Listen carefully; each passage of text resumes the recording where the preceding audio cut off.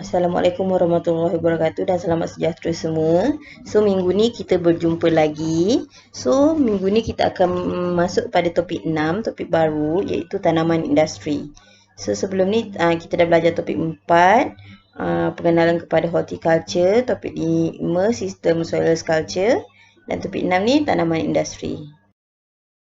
Okay, so untuk topik 6 ni, kita ada subtopik dia. Kita akan masuk kepada definisi tanaman industri dan jenis-jenis tanaman industri lah. Kita akan masuk 3 yang utama.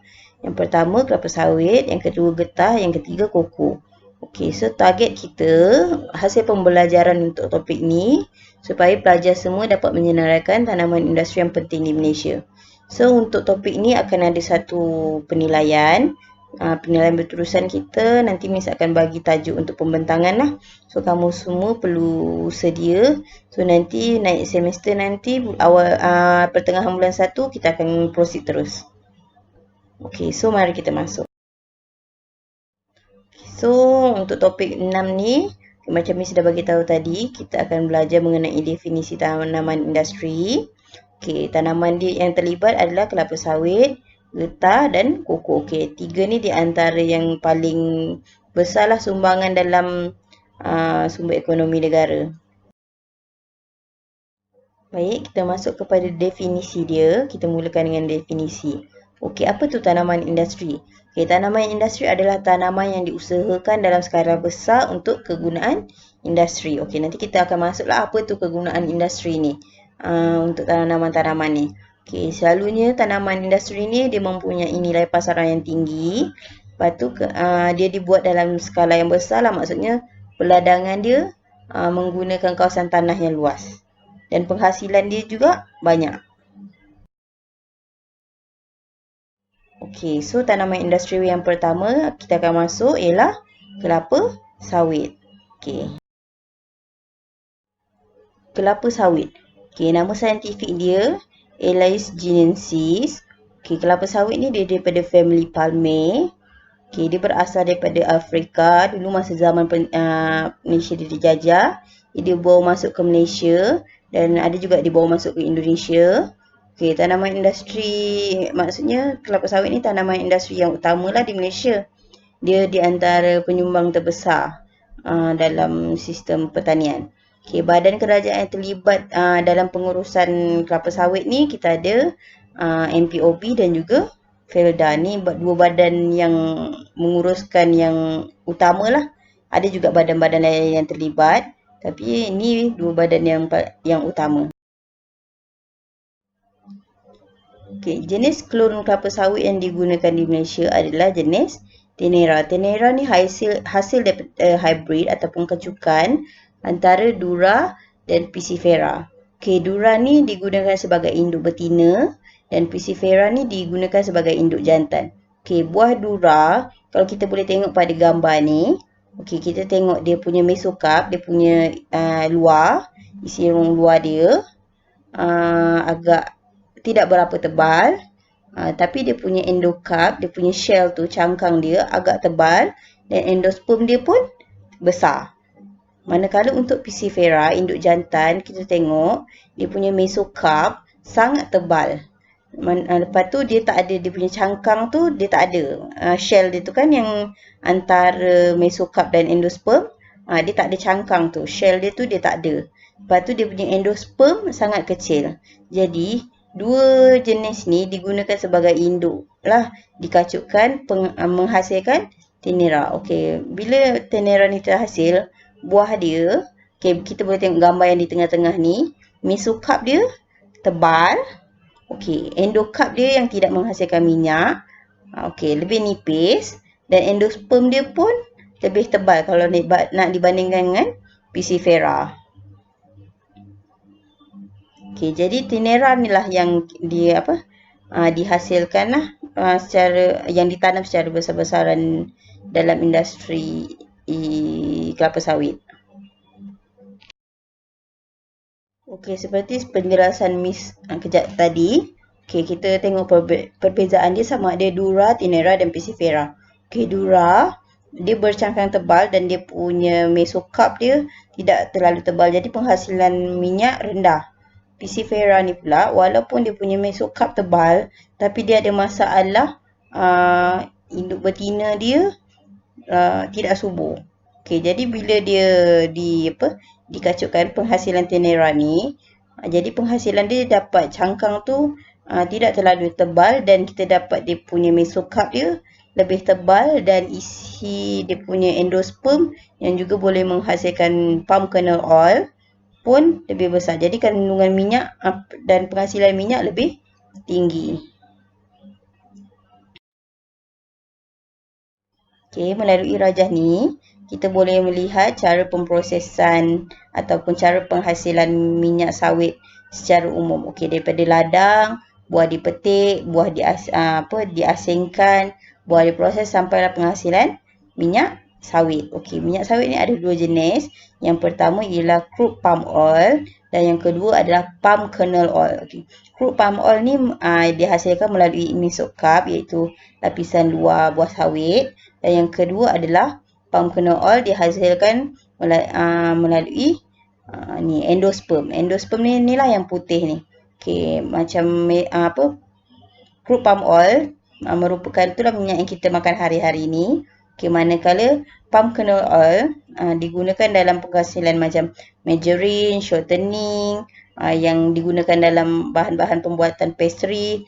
Selain tu palm kernel oil ni juga digunakan dalam penghasilan macam barang-barang kegunaan harian, contohnya macam sabun, barang-barang kesihatan, shampoo, barang-barang makeup dan sebagainya.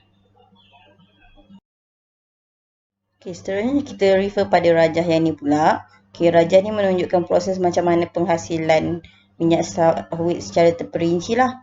Okey, daripada minyak sawit, tandan sawit, okay, seterusnya ataupun butir-butir sawit kan, dia akan disterilize. Sterilize ni proses pemanasan menggunakan wap lah, haba, yang mana untuk tujuan dia untuk mematikan kuman, macam masak lah kaedahnya. Okey, seterusnya buah ni akan dimasukkan ke dalam fruit peeler. Tujuan dia untuk mengopik buah tu. Kemudiannya dimasukkan ke dalam crusher. Crusher ni akan menghancurkan buah lah. Kemudian buah ni lepas dihancurkan, dia akan di-press. Press ni akan mengekstrak minyak tu daripada buah sawit. Okey, daripada situ akan terhasil red oil, minyak merah. Minyak merah ni sebenarnya sekarang ni ada juga yang dijual di pasaran, sebabnya ada pengguna yang nakkan red oil ni sebabnya khasiat dia lebih tinggi. Okay. So daripada red oil ni akan dimasukkan ke dalam settling tank. Settling tank ni dia berfungsi sebagai ruang mendapat. Maksudnya pada beberapa ketika minyak merah ni akan dibiarkan dalam tu. Okay. Bila dibiarkan dalam tu, minyak akan terasing dengan air. Kan tadi kita ada proses sterilize tadi. Maksudnya ada air. Okey, bila ada wap air, jadi dia bercampur. Jadi minyak dengan air dan mungkin ada sisa-sisa daripada proses menghancurkan buah sawit tadi. Okey, dia kat sini akan terasing lah, mendapat mengikut graviti. Okey, seterusnya akan melalui proses decolorization. Proses decolorization ni proses membuang warna merah tadilah.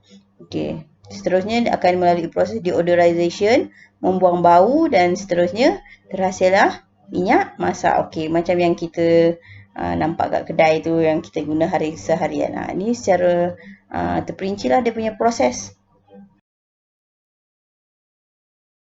Kita masuk kepada kegunaan kelapa sawit.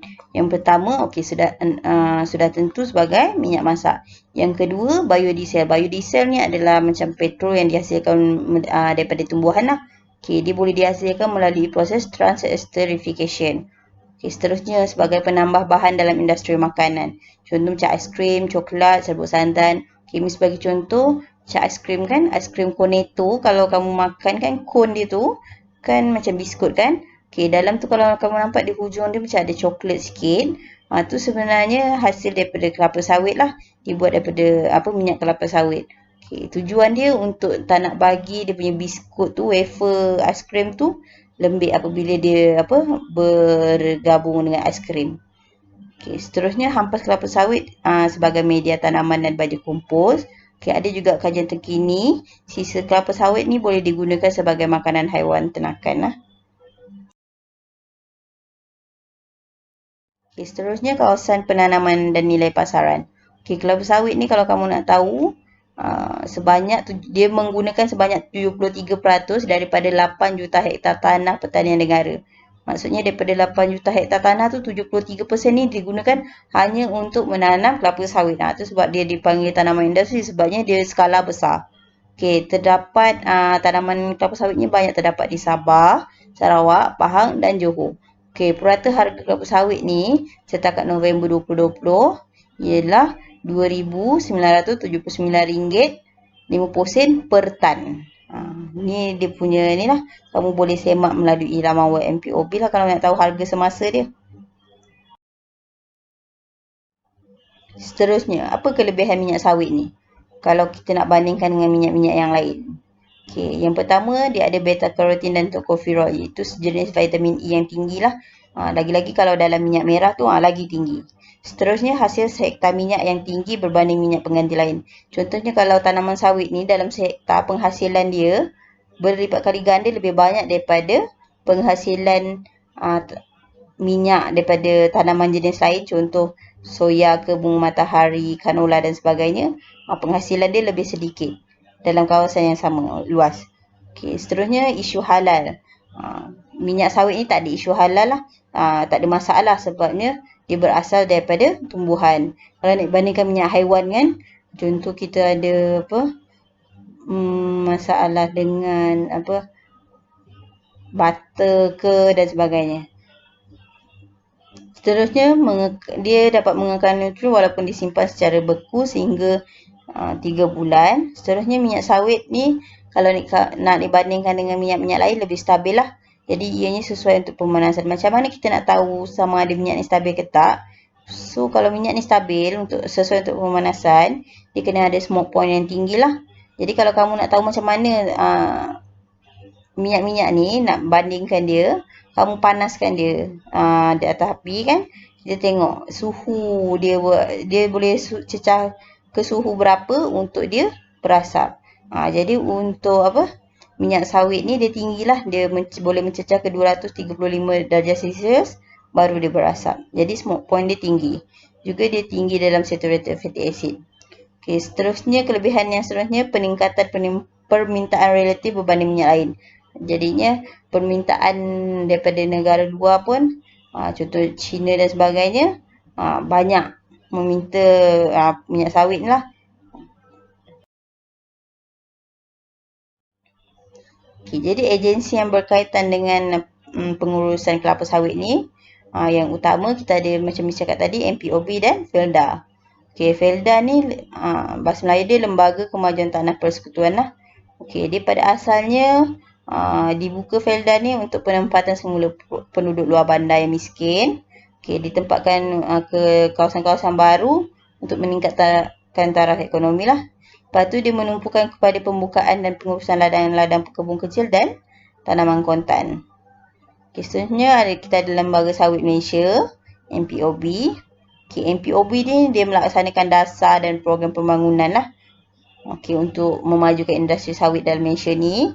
Seterusnya dia menjalankan aktiviti dan menggalakkan aktiviti penyelidikan dan sebagainya lah. Yang berkaitan dengan kelapa sawit. Seterusnya dia mengawal selia, mendaftar, menyelaras dan menggalakkan kegiatan berkaitan industri kelapa sawit. Jadi apa-apa yang bahagian pengurusan ni, yang pentadbiran yang besar-besar semua diuruskan oleh Lembaga Sawit Malaysia. Seterusnya kita masuk kepada tanaman industri yang kedua, tanaman getah. Okay, getah ni nama saintifik dia Heve brasiliensis.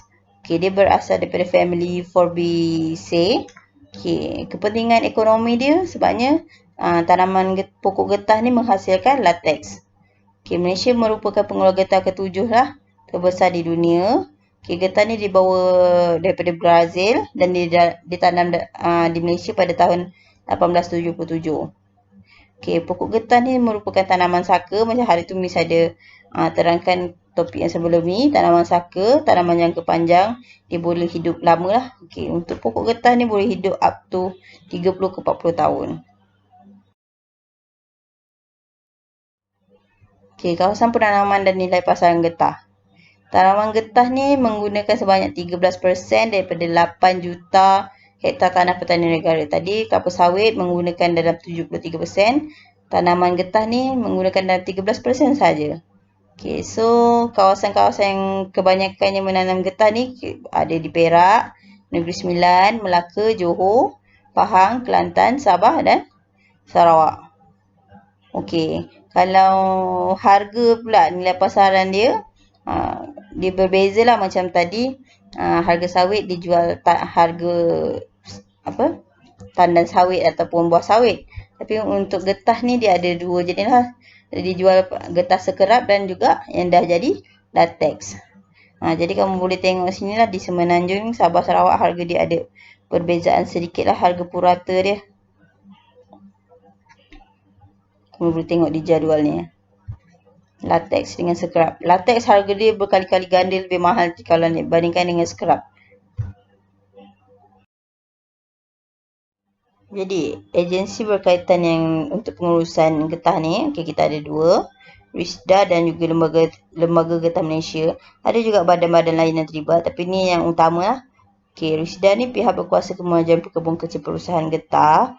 Okay, RISDA ni dia akan bekerjasama dan berhubung dengan semua agensi kerajaan lain lah untuk menguruskan ladang-ladang getah. Okay, menjalankan penanaman semula dan penanaman baru bagi sektor perkebun kecil dengan benda-benda yang mengeluarkan hasil yang tinggi mengikut cara yang disyorkan dan sistematik lah. Jadi, cara-cara ni adalah daripada sarangan Lembaga Getah Malaysia. Okay, Lembaga Getah Malaysia ni pula, dia punya kerja dia melaksanakan dasar dan penyediaan program bagi memastikan daya maju industri getah.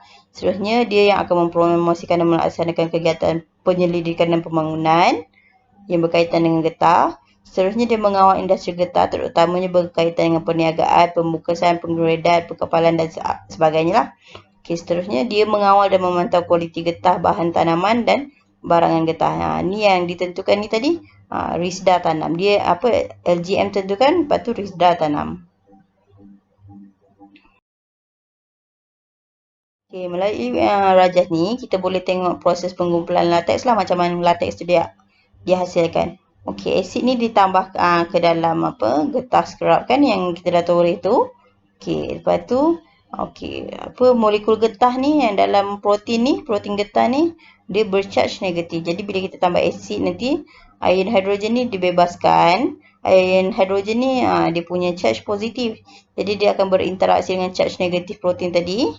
Okey, menyebabkan membran protein ni pecah. Okey, bila pecah kan getah yang ada dalam membran protein ni akan terlepas daripada dia punya ikatan tu, lepas tu dia akan bergabung dengan molekul-molekul getah yang lain. Jadi bila dia bergabung-gabung ni, dia jadilah segumpal. Bila jadi segumpal tu yang menjadi latex.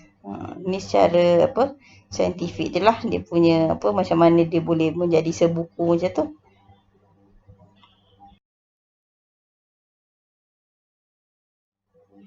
Okay, kegunaan getah. Of course lah, penghasilan latex ni. Latex ni digunakan dalam banyak industri.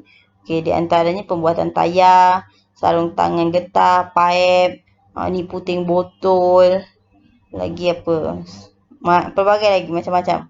Kayu getah pula bila dia punya, maksudnya bila pokok tu dah tak ada dah tak ada getah kan, digunakan untuk dijadikan perabot.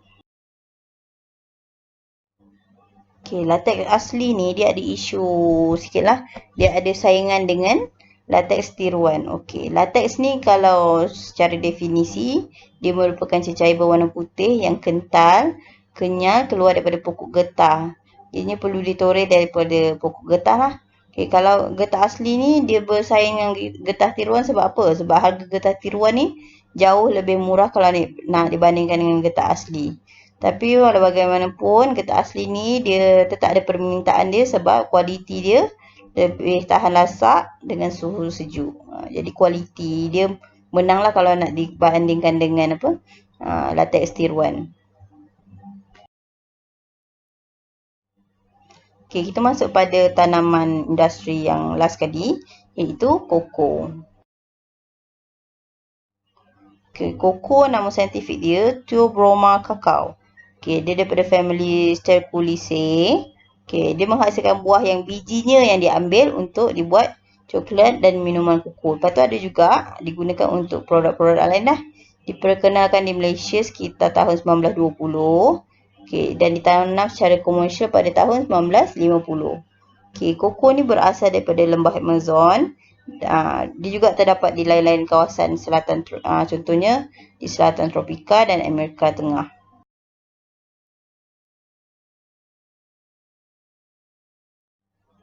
Okey, kawasan penanaman dan nilai pasaran koko. Okey, koko ni kalau dalam banyak tanaman industri di Malaysia, dia yang ketiga terpenting lah selepas kelapa sawit dan getah. Jumlah kawasan tanaman koko di Malaysia hanya 15 hektar. Lepas tu daripada 15 hektar ni 87% daripada hasil dia diuruskan oleh pekebun kecil. Maksudnya ladang-ladang kecil lah. Malaysia kini menduduki tangga kelima di antara negara pengisar koko utama dunia. Okey. Kawasan penanaman koko yang terbesar adalah di Sarawak. Okey, penanaman dia sekitar 40% lah. Daripada yang berapa tadi? 15 hektar tu 40% di Sarawak.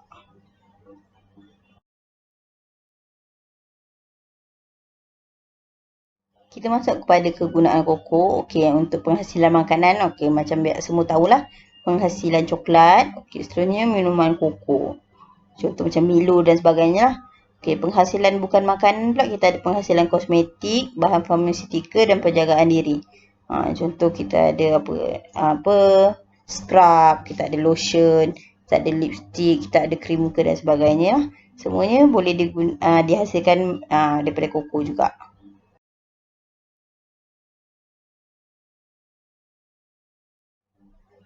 Jadi agensi yang berkaitan, kita ada Lembaga Hukum Malaysia. Ada juga agensi lain yang terlibat. Tapi bagi koko ni pengurusan utama dia diuruskan oleh Lembaga Hukum Malaysia lah.